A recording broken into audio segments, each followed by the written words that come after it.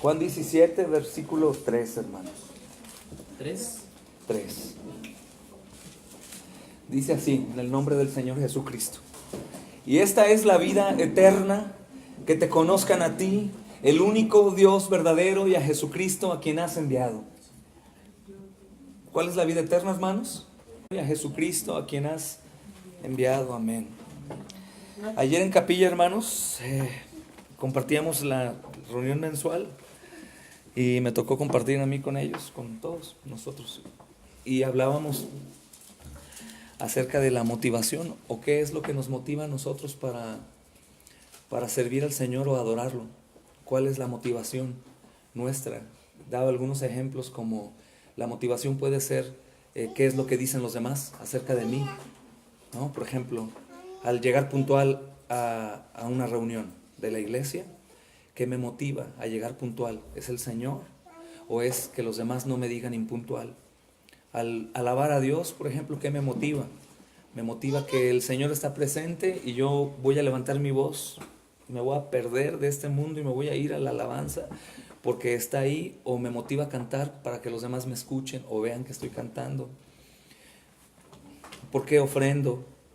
¿O cuál es mi motivación? ¿Por qué sirvo? ¿Por qué predico? ¿Por qué oro? ¿Cuál es la motivación? Y enseñábamos, hermanos, que la motivación de todos nosotros tiene que ser únicamente Jesús. Si Jesús es nuestra motivación completa, obviamente se va a ver reflejada en nuestra vida, y lo vamos a hacer de la manera correcta. Todo lo demás que podamos hacer nosotros, tarde o temprano, va a salir a la luz delante de aquel que conoce las intenciones del corazón, y eso va a ser terrible. Imagínense llegar al día enfrente del Señor y de pronto darnos cuenta que Él sabía todo aquello que motivaba mi corazón para hacer las cosas. Cuando Jesús es el motivador de todo lo que hacemos, hermanos, las cosas fluyen, empiezan a salir de una manera correcta, empezamos a gozarlo, empezamos a vivir completamente para Él. Porque mi motivación es Él. Y es una motivación tan grande que no tiene límites. Y es una motivación tan perfecta que me da todo lo que yo necesito para poder hacer lo que debo de hacer, hermanos.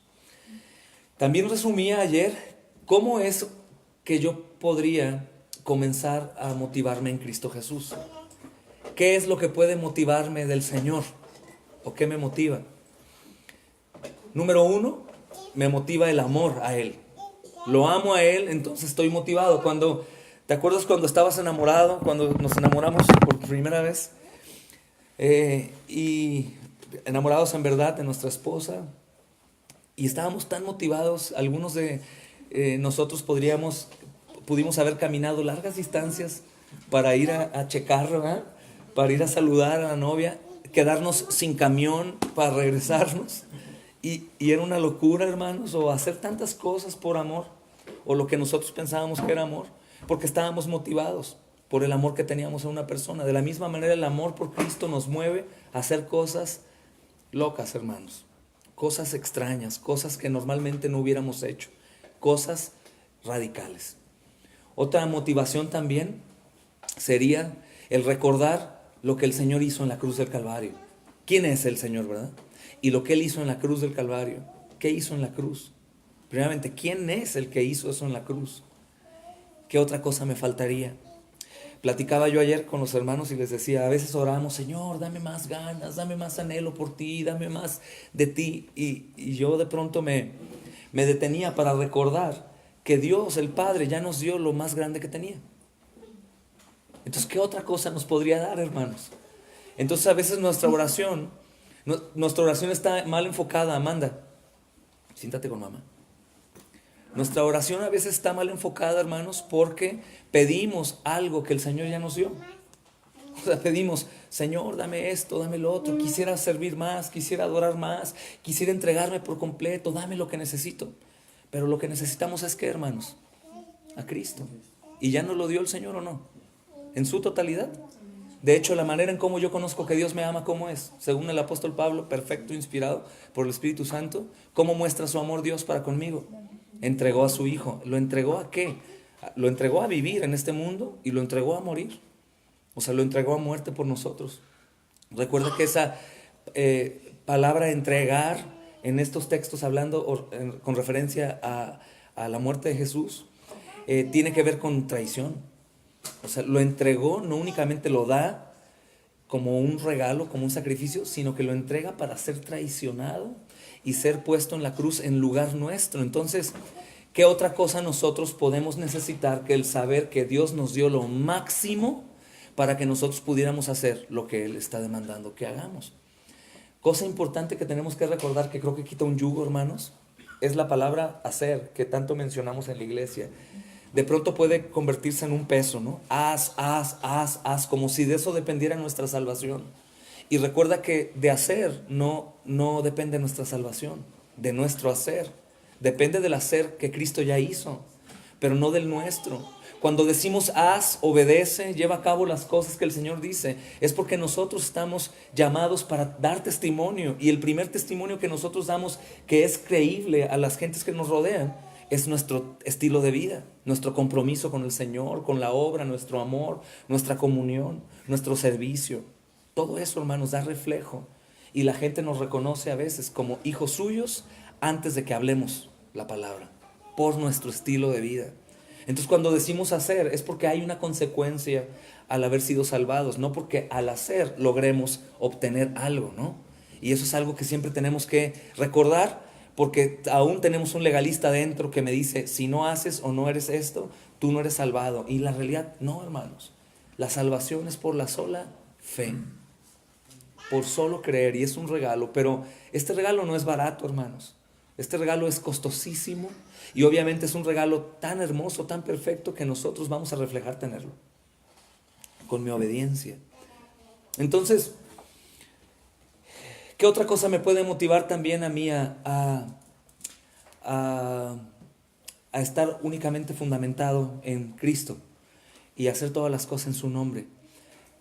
¿Quién es Él? Lo que Él hizo, hermanos, mi salvación, mi vida eterna.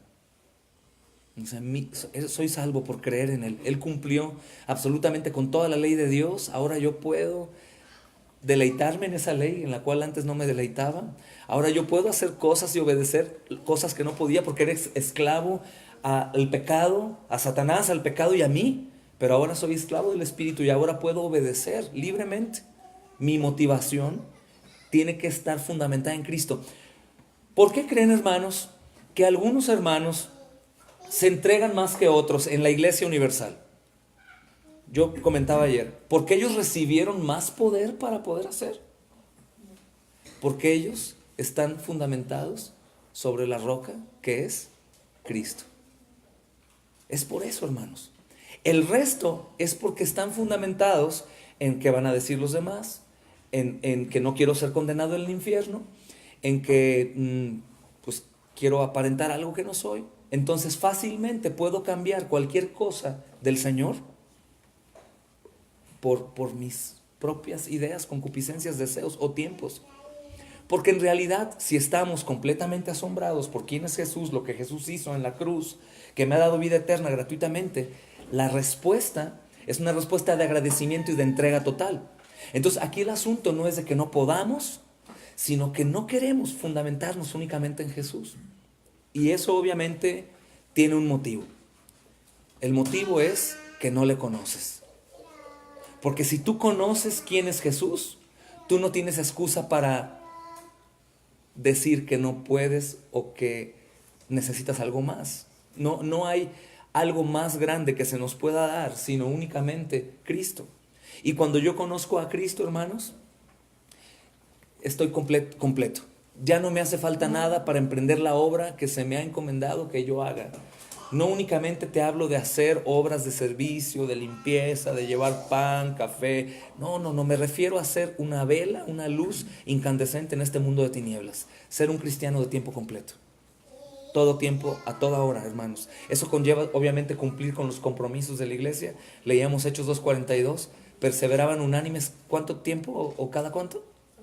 Todos los días, hermanos. ¿Por qué? Porque ellos estaban fundamentados en Cristo. Nunca se les hacía demasiado decir, otro día más estudio. Estos hermanos están locos. Oye, se reúnen ya el martes, se reúnen el miércoles, tienen reunión el jueves, tienen reunión el viernes, salen ocasionalmente los sábados y el domingo también. O sea, ya nada más les queda el lunes, qué pesado, ¿no? Pero los que han entendido, hermanos, quién es Jesús, lo que ha hecho Jesús, lo que me ha regalado, hermanos, y la consecuencia que tiene eterna, obviamente no hay otra cosa que pueda moverme. Entonces es importante cómo conocer a Dios, porque pudiera ser que alguno diga, bueno, me interesa, ¿no? Yo quiero. Pero ¿cómo puedo conocer a Dios? Ojo, conforme al texto que leímos, ¿en qué se basa la salvación? En conocer a Dios. Conforme a lo que dice Santiago, dice que si tú dices ser salvo, pero no lo manifiestas, eres mentiroso. No es cierto, no has sido salvado. Entonces, la salvación no únicamente implica decir que soy salvo y creerme salvo, sino reflejarlo también. Pero ese reflejo no va a ser por el que dicen los demás, o porque lo tengo que hacer, o porque no me queda otra, sino ese reflejo es algo natural que se da por gracia. Es algo natural que ya no puedo yo cambiar, ni gestionar, ni poner en juego. Es algo natural. Entonces se basa en conocer a Dios. Pero es importante entender, hermanos, que este conocimiento está repleto de amor, obviamente, pero yo no puedo amar a quien no conozco. Es imposible. Entonces, ¿cómo puedo yo conocer a Dios de una manera más íntima? ¿Qué podría hacer yo, hermanos, para conocer a Dios de una manera más íntima? Conocer a alguien, hermanos, no es solo saber su nombre. Si nosotros preguntamos en la calle si creen en Dios, creen en Cristo, ¿qué me van a responder? Que sí. ¿Y son cristianos por decir que creen en Dios y en Cristo? No. Entonces, conocer a alguien no es solo saber su nombre o algunos hechos de su vida. Conocer a alguien en realidad no quiere decir esto. De hecho, la palabra conocer en muchos pasajes de la Biblia no es únicamente conocer al vecino. Conocer habla de intimidad. ¿Recuerdas lo que dice la Escritura acerca de José y María? Dice, antes que se conocieran. ¿Y sabes a qué se refiere eso? A que tuvieran intimidad. Entonces, cuando leemos Juan 17 acerca de conocer, no es únicamente conocer como todos conocen. Toda la gente, aún los ateos, conocen a Jesucristo, la mayoría. Aunque hay lugares, aún en Jalisco, que no conocen el nombre de Jesús, hermanos. Pero la mayoría conocen a Cristo. Pero conocer no es suficiente. Conocer a Cristo requiere dedicación, hermanos. Requiere tiempo. Requiere tener confianza en Él. Confiar en Él. Y nosotros vamos a conocer a Jesús a través de su palabra, pero también a través de la iglesia y el servicio a ella, hermanos. Estoy diciendo que es imposible conocer verdaderamente al Señor Jesús y que no haya una consecuencia favorable. Es decir, es imposible conocer al Señor Jesús y que tú no te comportes como un cristiano. Es imposible.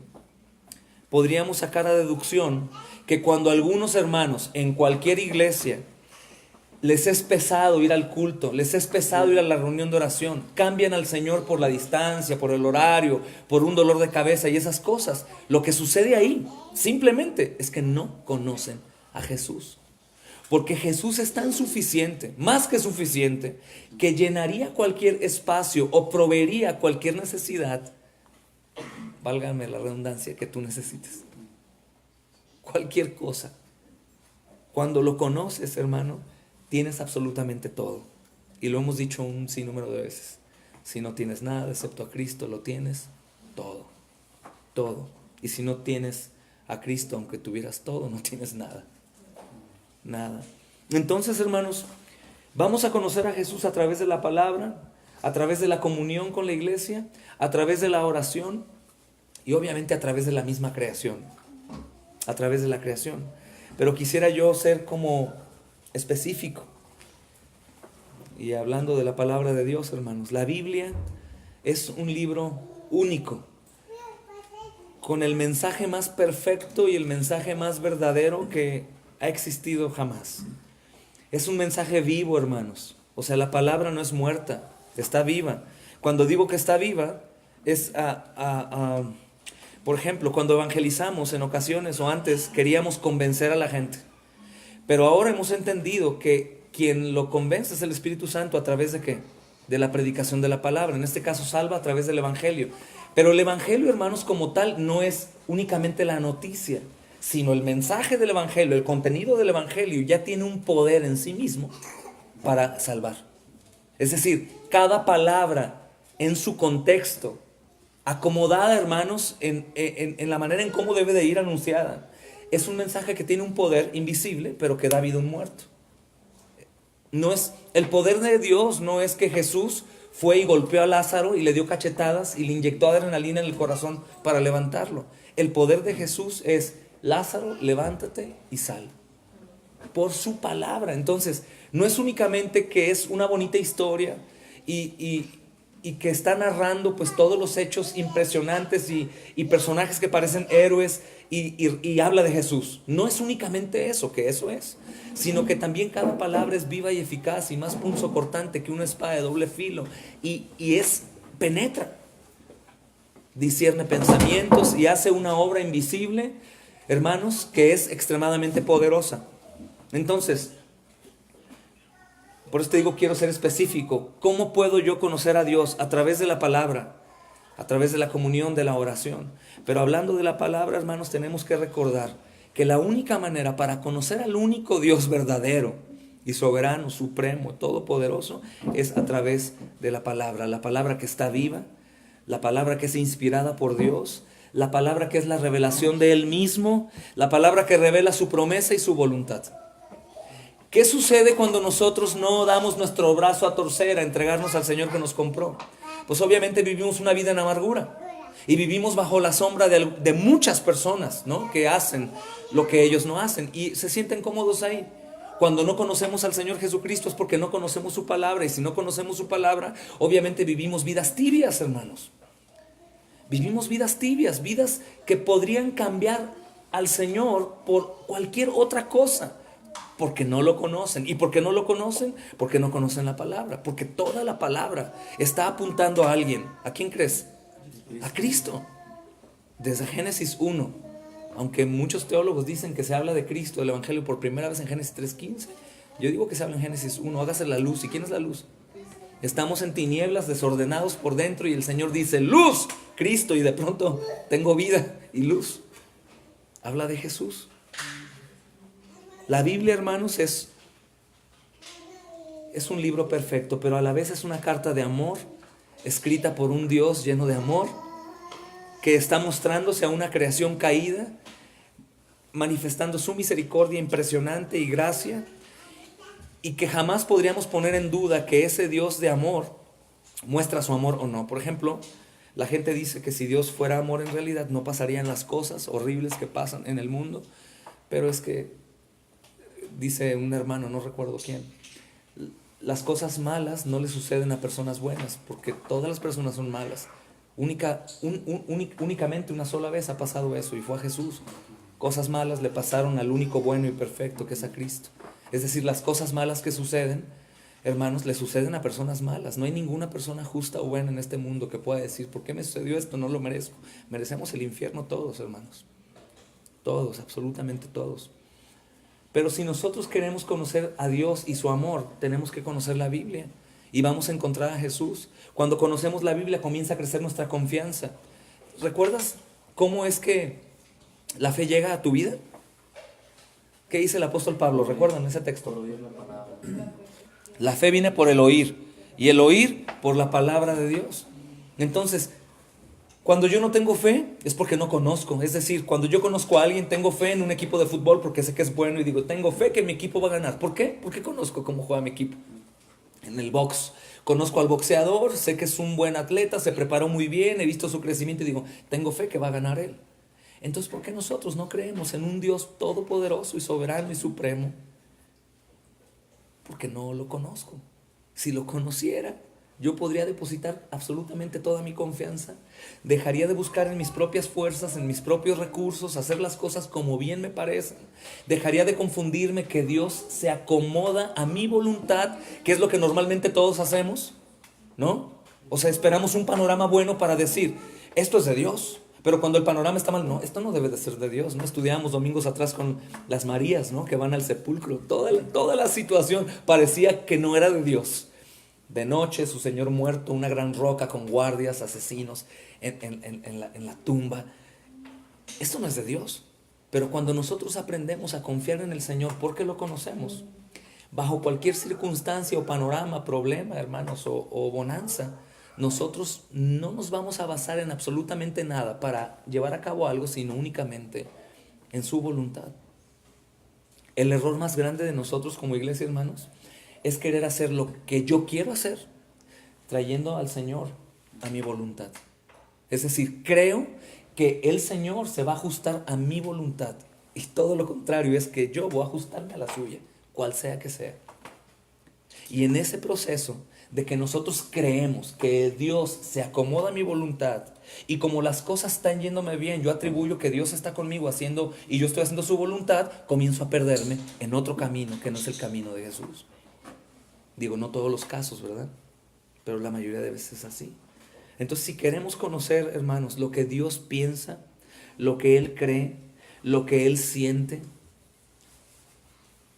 lo que yo debo de hacer como creyente, tenemos que dedicar tiempo a la lectura de la palabra, no únicamente para buscar ahí como los puentecillos para llegar a donde yo quiero, sino únicamente para buscar su voluntad. Uno de los errores de nosotros es lo que hacíamos antes, ¿no? O alguno todavía lo puede hacer. Señor, háblame por favor en el nombre de Jesús. Y abro la Biblia y digo, sí me voy a la playa. Porque casualmente se me da una palabra que dice, ve, ¿no? Ve y anda. Gloria a Dios. Y no es así. Yo tengo que buscar la voluntad de Dios, no la mía, hermanos. Entonces, tenemos que meditar, pasar tiempo en la Escritura, pero aquí como el punto es buscar su voluntad y no la mía. Probablemente mucha gente lee la Biblia. De entre nosotros la leen, la han leído 5 o 6 veces, pero ¿cuántas veces la has leído para buscar su voluntad y no la tuya? Si alguno dice, no, yo sí he buscado su voluntad, Santiago te diría, muéstramelo. Muéstramelo. Nos deja sin salida, pero también es como una manera de identificar si realmente yo estoy en el camino o no. Y si nosotros buscamos su voluntad, hermanos, su voluntad nos va a transformar nuestro corazón. Vamos a ser renovados, vamos a cambiar las percepciones de las cosas conforme a la manera equivocada que las conocemos. Porque es así, hermanos. Nos vamos a ser humildes sin decir que lo somos.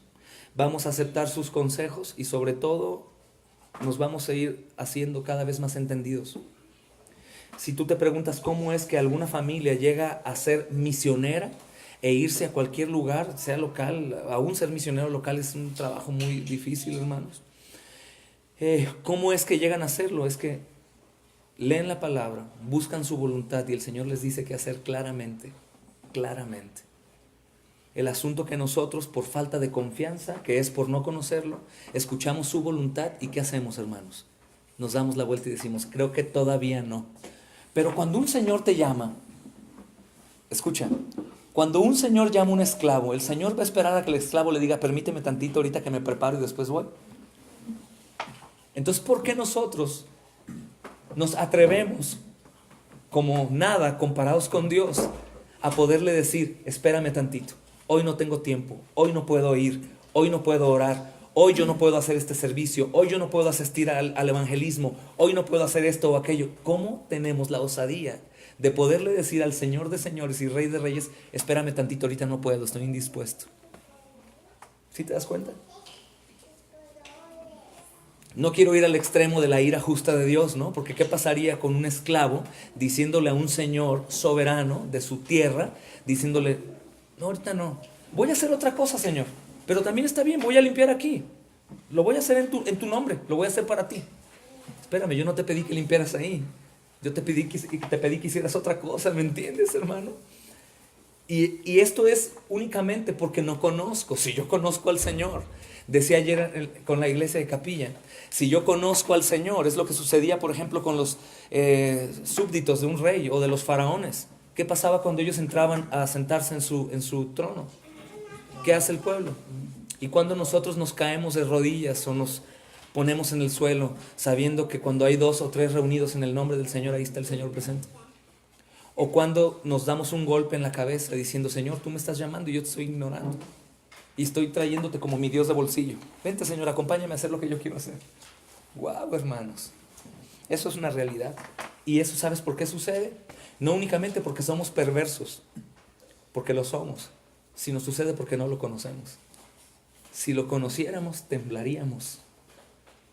Lo que va a suceder cuando el Señor venga, hermanos, que el apóstol Pablo dice que toda rodilla va a doblarse, no va a ser por la alabanza y esas cosas, va a ser de horror, de terror. Porque ese Señor que nosotros nos imaginamos que es todo compasivo y bonachón y un tanto hippie comprensivo de tus problemas, es el Rey de Reyes y Señor de Señores, que los mismos ángeles no soportan estar frente a Él, se cubren el rostro, que la tierra tiembla, que el mismo universo está también gimiendo.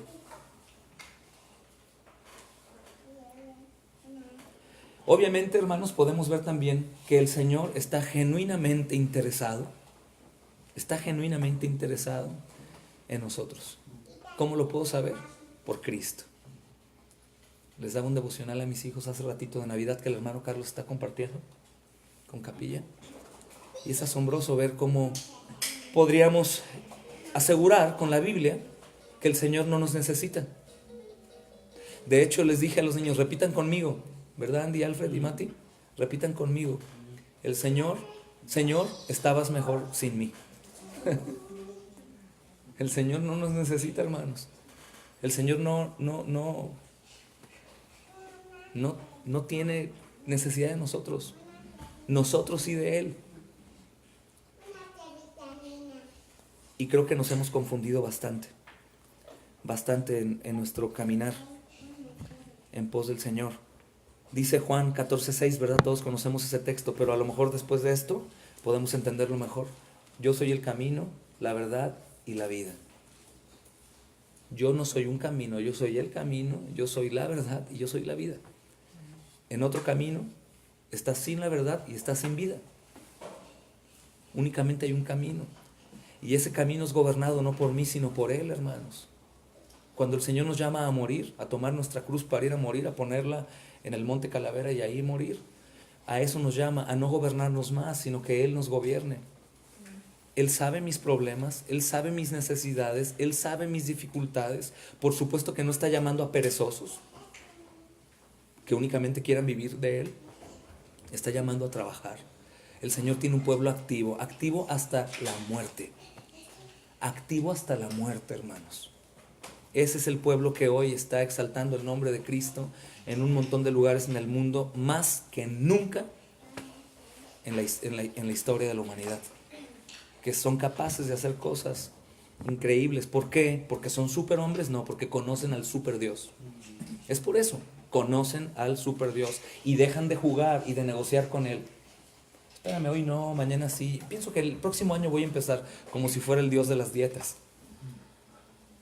Él es Dios, hermanos. Por eso dice Juan 17, ¿verdad? Y esta es la vida eterna, que te conozcan a ti. ¿Y cuándo comienza la vida eterna? ¿Alguien sabe, hermanos? ¿Cuándo comienza?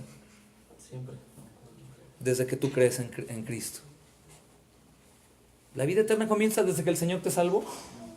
Pero eso no es posible si no lo conocemos. Porque ¿quién va a creer en un Señor que no conoce? ¿Quién va a confiar en un Dios al que no se sabe si es fiel o no? ¿Quién va a ir a una voz que nunca ha escuchado? Es lo que dice el apóstol Pablo, ¿verdad? En cuanto a los que anuncian el Evangelio. ¿Cómo van a creer en aquel nombre que jamás han escuchado? ¿Cómo una iglesia que no conoce a Cristo va a confiar en Él? O sea, ¿cómo vamos a emprender cosas locas, hermanos, que van en contra de nuestros pensamientos si no conocemos a aquel Señor que nos está llamando a hacerlas? Es triste la condición de pronto de la iglesia, porque podríamos confiar más en mi papá, en mi mamá, en mis hermanos, en mi trabajo, en cualquier cosa que en el Señor. Y el asunto es que si yo estoy edificado en cualquier otra cosa que no sea el Señor, cuando llegue la tempestad, mi casa se va a caer. Por eso cuando hay pobreza, hermanos, o enfermedad, o situaciones difíciles, muchos se alejan de Cristo y van a buscar con sus propias fuerzas lo que ellos necesitan, pero no a Cristo. Cuando el Señor dice, busca mi reino y mi justicia, ¿y qué será? Algunas cosas dadas por añadidura, ¿verdad? Todas las cosas. Y es increíble, hermanos, nuestra condición. Ahora esto también me llama la atención, porque claramente todos aquí podríamos decir, wow, qué condición tan depravada es la mía. Pero en ese mismo instante, recordar también qué clase de Dios misericordioso tenemos para que no nos deje de amar aun cuando nosotros somos así, hermanos. Qué bendición tener ese Señor y Salvador tan grande. Dice el Salmo 119, 33. Lo voy a leer en la Nueva Versión Internacional que me gustó mucho. 119, 33. Enséñame, Señor, a seguir tus decretos y los cumpliré hasta el fin. Enséñame, Señor, a seguir tus decretos y los cumpliré hasta el fin. Dame entendimiento para seguir tu ley y la cumpliré de todo tu corazón, de todo mi corazón. Dirígeme por la senda de tus mandamientos, porque en ella encuentro mi paz.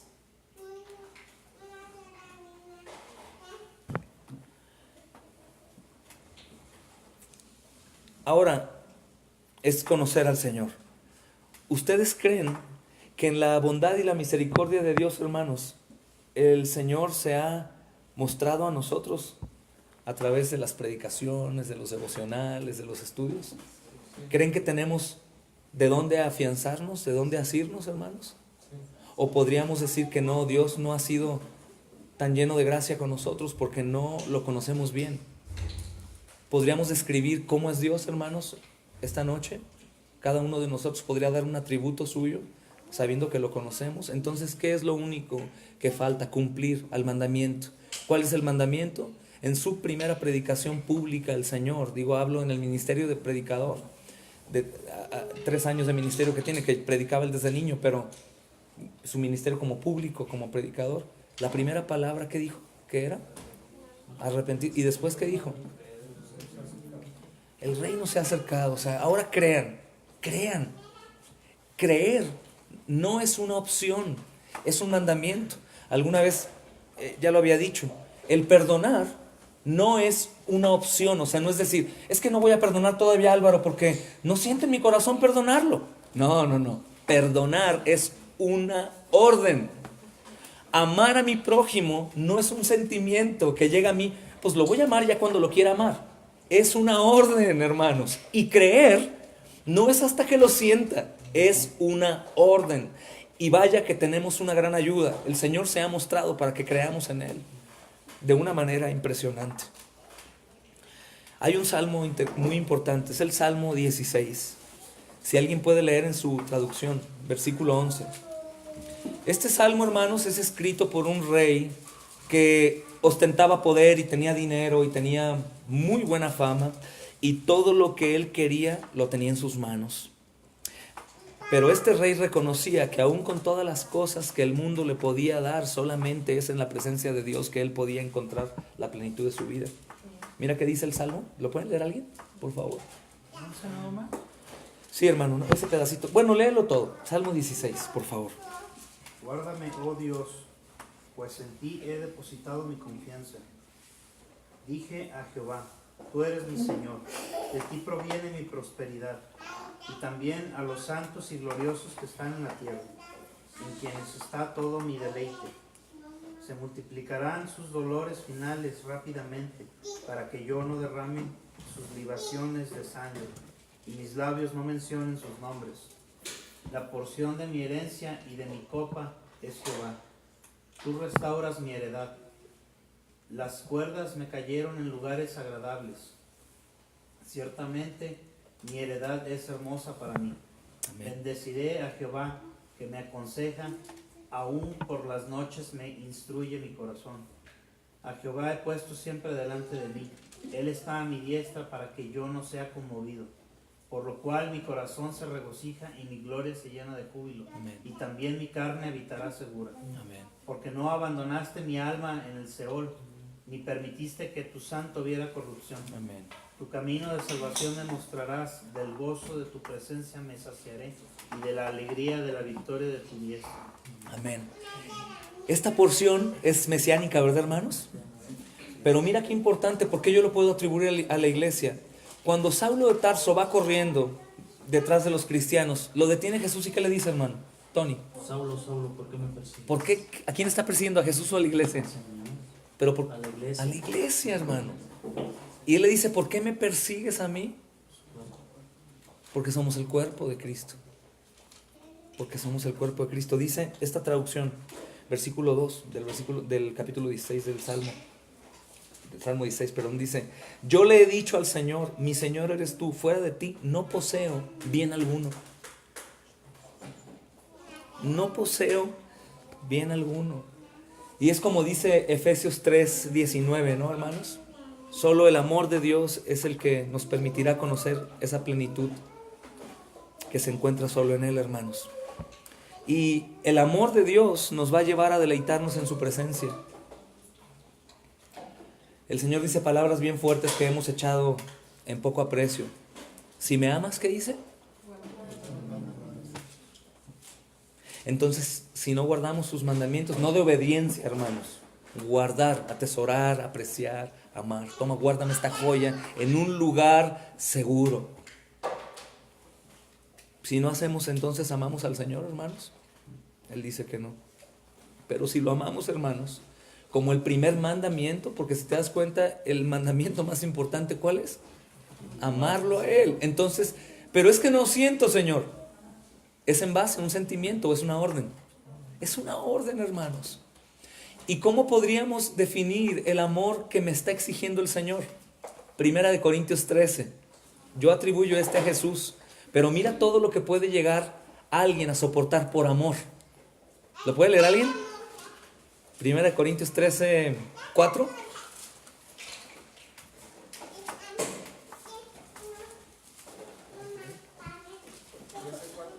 Sí.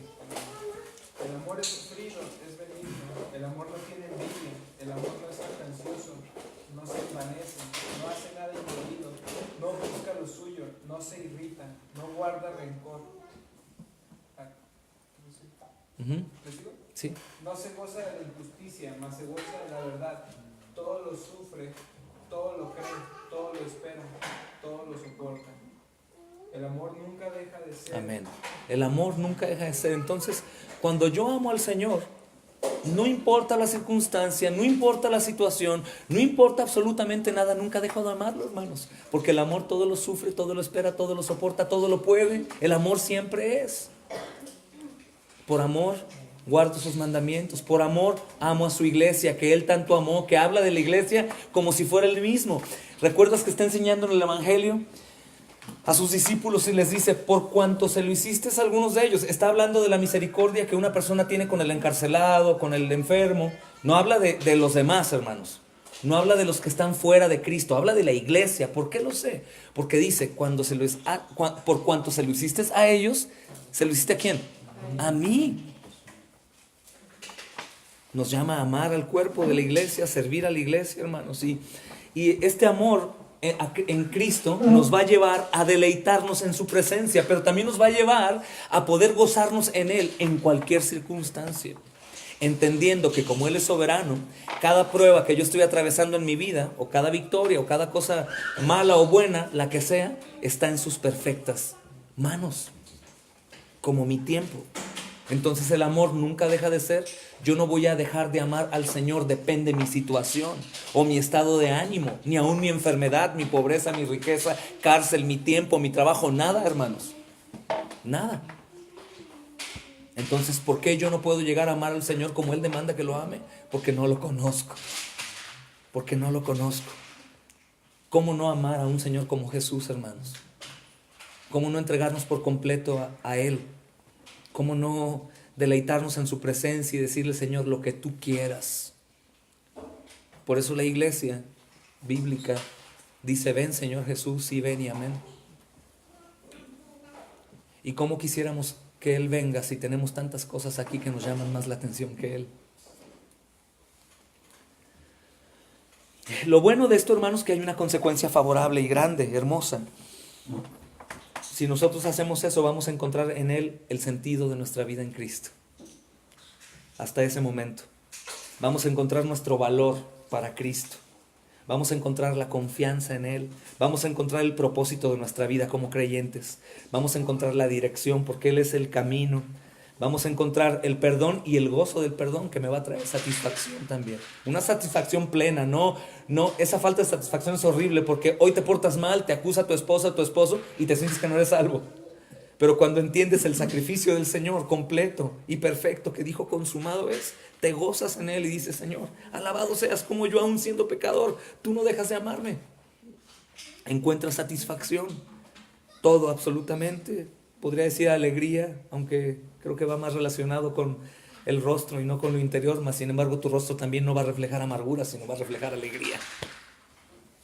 Vas a encontrar la paz más gloriosa, vas a encontrar la aceptación más perfecta y el amor más grande, hermano y hermana. Entonces, bueno, les animo, hermanos, a que hoy busquemos esa presencia del Señor. No de un Señor, no de mi Señor en mi mente que puedo yo discutir, negociar con Él y hacer de pronto oídos sordos, sino que hoy nos entreguemos a aquel que nos compró.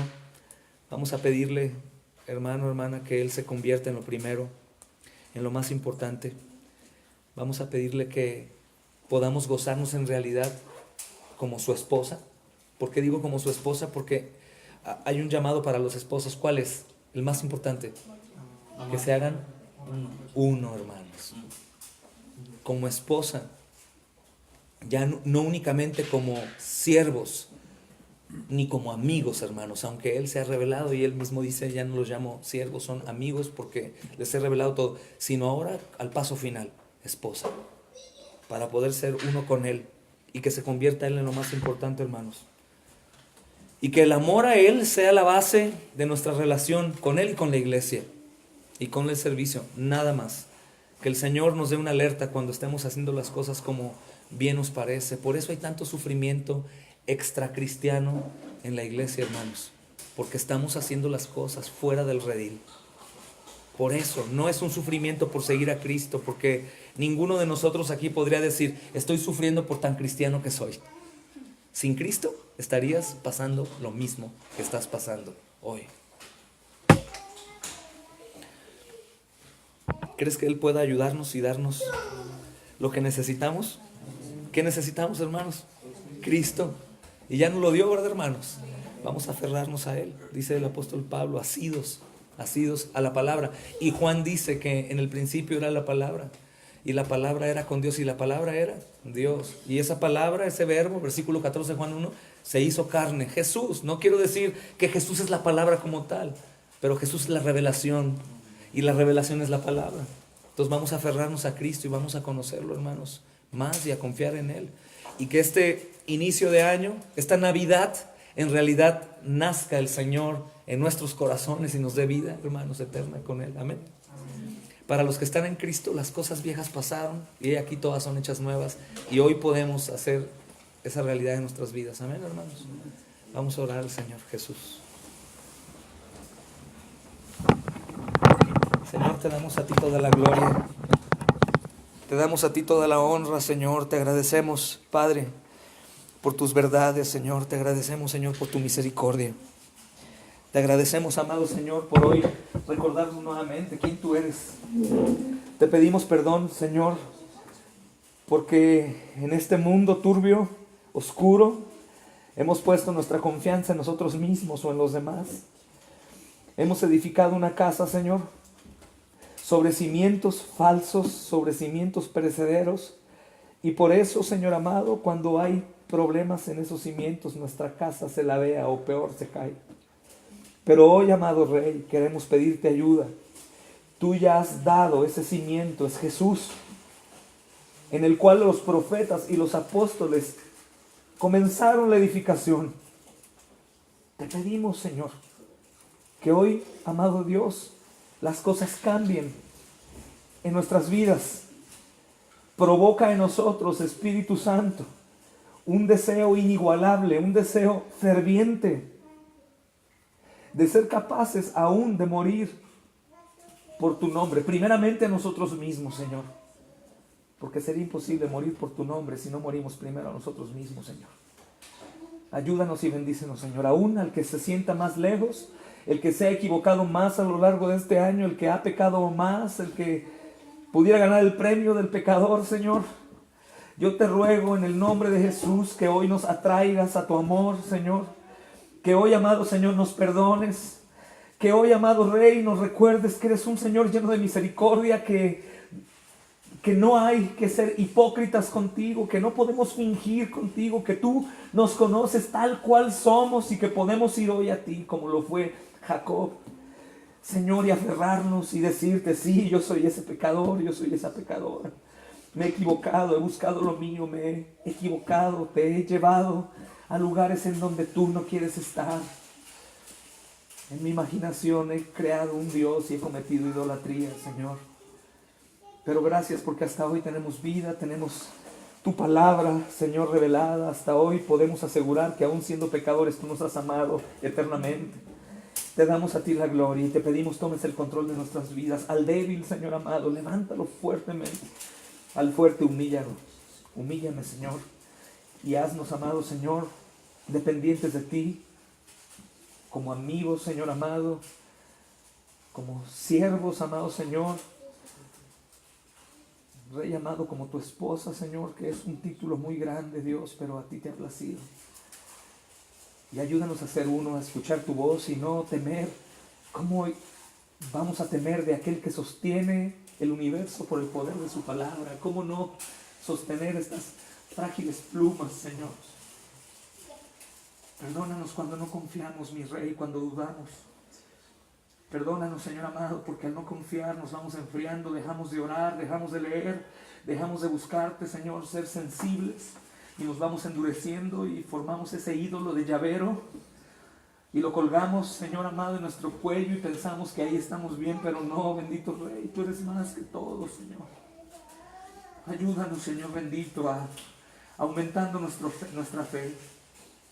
Ayuda a mis hermanos cansados y cargados por el servicio, Señor, y ayuda más aún a aquellos que se han perdido, Señor, en sus necesidades, en sus padecimientos.